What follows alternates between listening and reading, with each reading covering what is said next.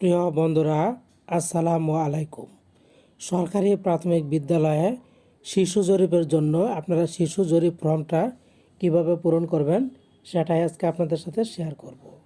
তো খেয়াল করুন, এখানে প্রথমে লেখা আছে জরিপকৃত শিক্ষার্থীর তথ্য, এরপরে ঘরগুলিতে দেওয়া আছে বয়স, জরিপকৃত বালক বালিকা মোট, নিজ বিদ্যালয়ে ভর্তি বালক বালিকা মোট, অন্য বিদ্যালয়ে ভর্তি বালক বালিকা মোট, বিদ্যালয় বহির্ভূত বালক বালিকা মোট, বিশেষ চাহিদা সম্পন্ন বালক বালিকা মোট। এখানে কিন্তু এই যে ঘরগুলি আছে এখানে বয়স ভিত্তিক তথ্য দিতে হবে। প্রথমে 4+ শিক্ষার্থীর তথ্য দিবেন, কারণ সরকারি প্রাথমিক বিদ্যালয়ে কিছু কিছু স্কুলে 4+ শিক্ষার্থী কিন্তু ভর্তি করা হচ্ছে। এরপর 5+ শিক্ষার্থী বালক বালিকা জরিপকৃত, নিজ বিদ্যালয়ে ভর্তিকৃত, অন্য বিদ্যালয়ে ভর্তিকৃত, বিদ্যালয় বহির্ভূত তথ্য দিবেন। এরপর 6+, এখানেও ঠিক জরিপকৃত শিক্ষার্থীর সংখ্যা দিবেন বালক বালিকা, এরপর নিজ বিদ্যালয়ে ভর্তিকৃত, এরপর অন্য বিদ্যালয়ে ভর্তিকৃত, এরপর বিদ্যালয়ে ভর্তিকৃত। এরপর হচ্ছে 7+ শিক্ষার্থীর সংখ্যা, এখানেও বালক বালিকা জরিপকৃত দিবেন, নিজ বিদ্যালয়ে ভর্তিকৃত, অন্য বিদ্যালয়ে ভর্তিকৃত, বিদ্যালয় বহির্ভূত এবং বিশেষ চাহিদা সম্পন্ন।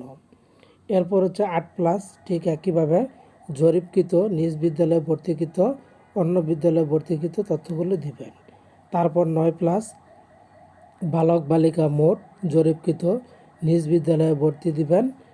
তারপর হচ্ছে 10+, একইভাবে বালক বালিকা নিজ বিদ্যালয়ে ভর্তিকৃত, জরিপকৃত, অন্য বিদ্যালয়ে ভর্তিকৃত দিবেন। এরপর 11+, তারপর 12+, 13+, 14+, 15+, সর্বোচ্চ 15+ পর্যন্ত শিক্ষার্থীর তথ্য কিন্তু এখানে দিতে হবে। এখানে বালক বালিকা জরিপকৃত, নিজ বিদ্যালয়ে ভর্তিকৃত, অন্য বিদ্যালয়ে ভর্তিকৃত সকল তথ্যই দিতে হবে। এরপরে ছকের নিচে আরও একটা অপশন দেওয়া আছে, সেটা হচ্ছে শ্রেণী ও বয়স ভেদে নিজ বিদ্যালয়ে ভর্তিকৃত শিক্ষার্থীর তথ্য।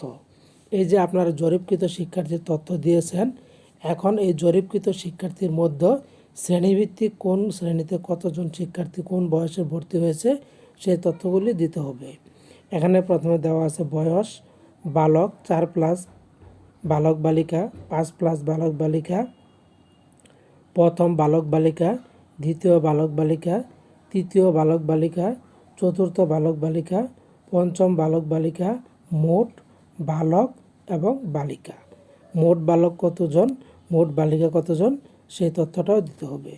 তো এখানে 4+ও কতজন ভর্তি হয়েছে বালক বালিকা, তারপরে 5+ শিশু শ্রেণীতে কতজন বালক বালিকা ভর্তি হয়েছে, 6+ প্রথম শ্রেণীতে কতজন বালক বালিকা ভর্তি হয়েছে, 7+ দ্বিতীয় শ্রেণীতে কতজন বালক বালিকা ভর্তি হয়েছে, 8+ তৃতীয় শ্রেণীতে কতজন বালক বালিকা ভর্তি হয়েছে, 9+ চতুর্থ শ্রেণীতে কতজন বালক বালিকা ভর্তি হয়েছে, 10+ পঞ্চম শ্রেণীতে কতজন বালক বালিকা ভর্তি হয়েছে।